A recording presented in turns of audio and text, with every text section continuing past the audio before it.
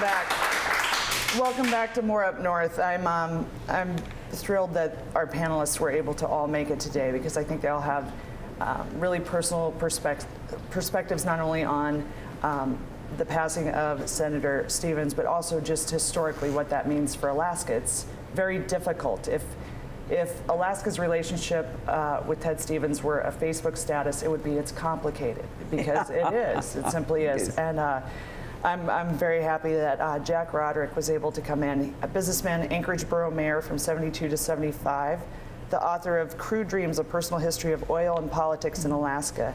And Jack practiced law with Ted Stevens. Thanks for being here.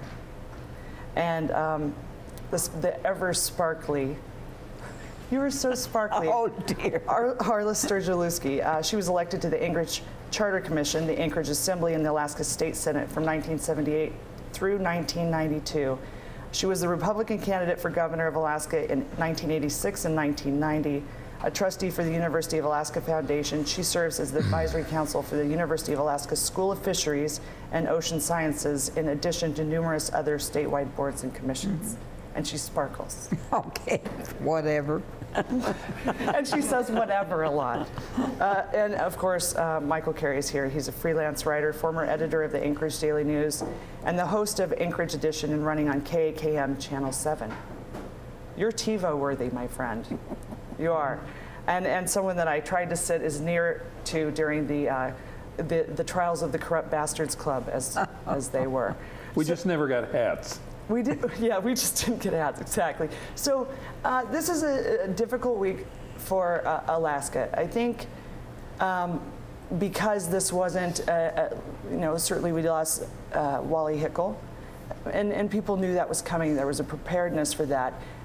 This was a real shock for people.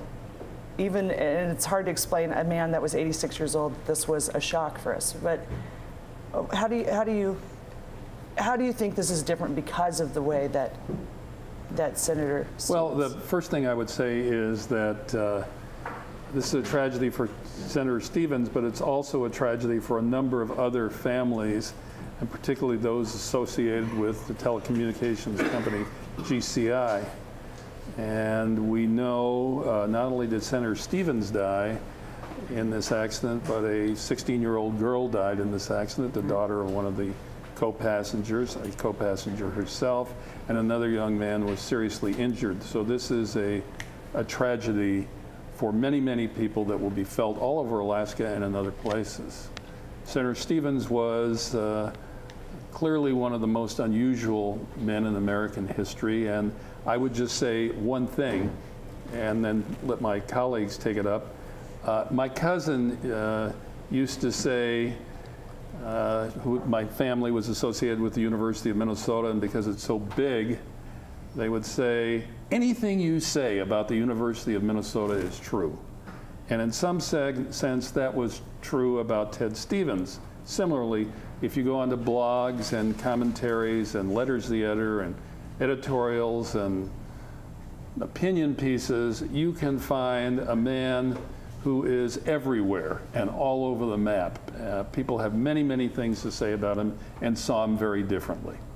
You know, I really think that's true. Everything you said brings a lot of memories back to me.